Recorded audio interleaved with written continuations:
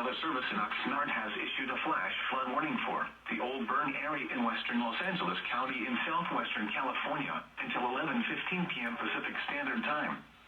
At 9:14 p.m. Pacific Standard Time, Doppler radar indicated heavy rain with rainfall rates exceeding 1/2 inch per hour across the Old Burn area.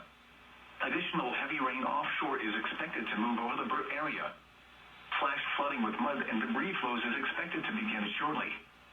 Some locations that will experience flooding include the Old Burn area. A flash flood warning for a recent burn area means that flooding and debris flows are imminent or occurring.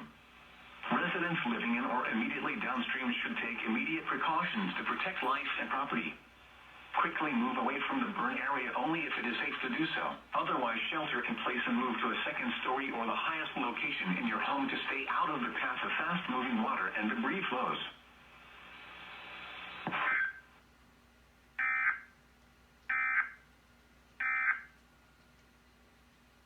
Yeah, thank you. I have a similar story to you. If not for a lucky break, I would have had the exact same thing happen in my business.